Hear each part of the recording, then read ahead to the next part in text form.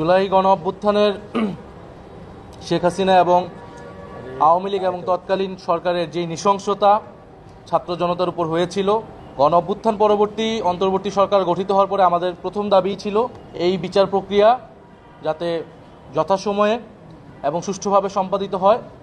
এবং আমরা আশা করছি যে দ্রুত সময়ের মধ্যেই আমরা ন্যায় বিচার পাবো। এই মামলা, শেখ হাসিনার এই মামলার হয়তো আমি শেষ সাক্ষী।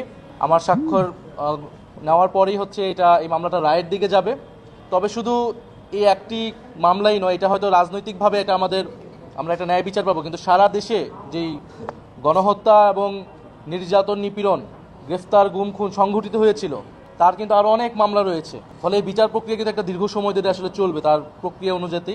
ফলে নির্বাচনের পরেও যাতে এই বিচার প্রক্রিয়া কোনোভাবেই বাধাগ্রস্ত না হয়, সেটার জন্য এই ট্রাইব্যুনাল এবং অন্যান্য যেই বিচার প্রক্রিয়া রয়েছে সাধারণ কোর্টে, সেটা যাতে অব্যাহত থাকে সেই প্রতিশ্রুতি আমাদের এই সরকারের পক্ষ থেকে, সেই একটা রোডম্যাপের দাবি আমরা জানিয়েছি।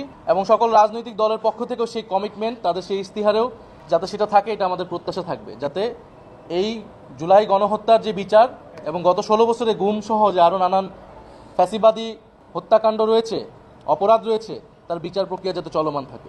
এখন পর্যন্ত আমরা সন্তুষ্ট যে বিচার প্রক্রিয়া চলমান আছে এবং রায়ের দিকেই দ্রুত সময়ের মধ্যে যাবে। তবে আরও যে মামলাগুলো রয়েছে, আমরা চাবো যে সেইটার বিচার প্রক্রিয়া যাতে যথাযথ গুরুত্বের সাথে এগিয়ে চলে এবং সরকার যাতে একটা সমন্বিত রোডম্যাপ সকল রাজনৈতিক দলের সাথে মিলে ঘোষণা করে নির্বাচনের আগে।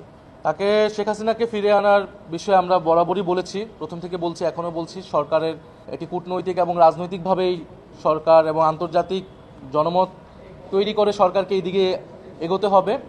এবং এই মামলার যদি রায় হয়ে যায়, তারপরে আসলে আর কোনো অপশন থাকবে না, তাকে ফিরিয়ে এনে শাস্তি প্রদান করাই এই সরকার এবং যে কোনো সরকারের জন্য এটা একটা নৈতিক এবং আইনি দায়িত্ব থাকবে। আমরা আশা করব যে এই সরকার সেই দায়িত্ব যথাযথভাবে পালন করবে।